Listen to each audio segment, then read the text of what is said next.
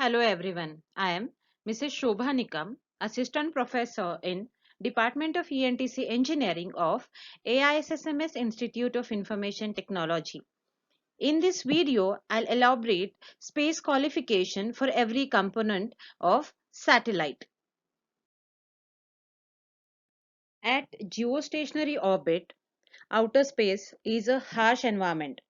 There is a total vacuum and the sun irradiates the satellite with 1.4 kilowatts of heat and light on each square meter of exposed surface. Where surfaces are in shadow, heat is lost to the infinite sink of space and surface temperature will fall toward absolute zero. Electronic equipment cannot operate at such extremes of temperature and must be housed within the satellite and heated or cooled so that its temperature stays within the range of 0 degrees Celsius to 75 degrees Celsius. This requires a thermal control system that manages heat flow throughout a geosatellite as the sun moves around once every 24 hours. Thermal problems are equally severe for a LEO satellite that moves from sunlight to shadow every 100 minutes. So, the first stage in ensuring high reliability in a satellite is by selection and screening of every component used. Past operational and test experience of components indicates which components can be expected to have good reliability. Only components that have been shown to have high reliability under outer space conditions will be selected. So each component is then tested individually or as a subsystem to ensure that it meets its specification, and this process is known as quality control or quality assurance and is vital in building any equipment that is to be reliable.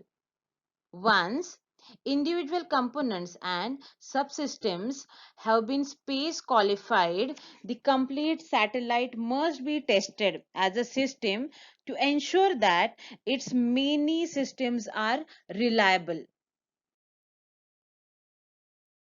When a satellite is designed, three prototype models are often built and tested.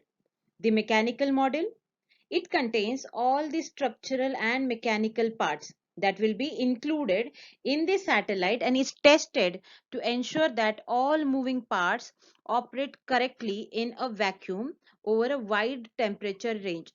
It is also subjected to vibration and shock testing to simulate vibration levels and G forces likely to be encountered on launch. So first model is the thermal model. It contains all the electronics packages and other components that must be maintained at the correct temperature. Often, the thermal, vacuum, and vibration tests of the entire satellite will be combined in a thermal vacuum chamber for what is known in the industry as a check and bake test. The antennas are usually included on the thermal model to check for distortion of reflectors and displacement or bending of support structures. In orbit, an antenna may cycle in temperature from above 100 degrees Celsius to below minus 100 degrees Celsius as the sun moves around the satellite. Then the electrical model, it contains all the electronic parts of the satellite and is tested for correct electrical performance under total vacuum and wide range of temperatures.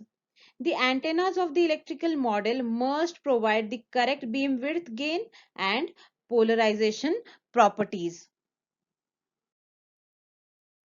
So to acquire space qualification, testing is required.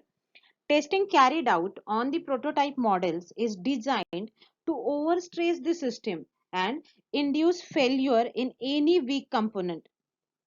So temperature cycling will be carried out to 10% beyond expected extremes.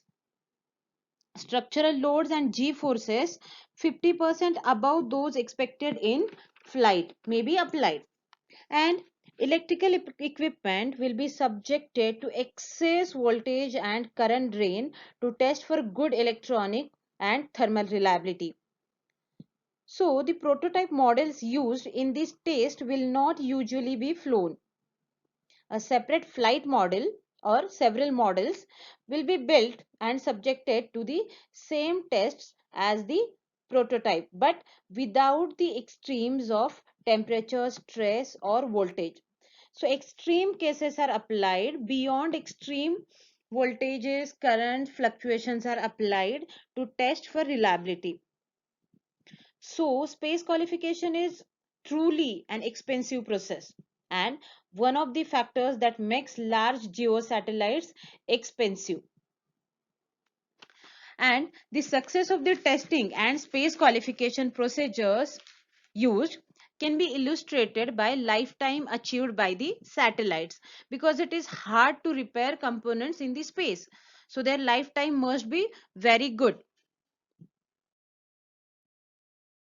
Thank you everyone for watching this video. For more details about space qualification, you can refer book Satellite Communications by Timothy Pratt, published by Wiley.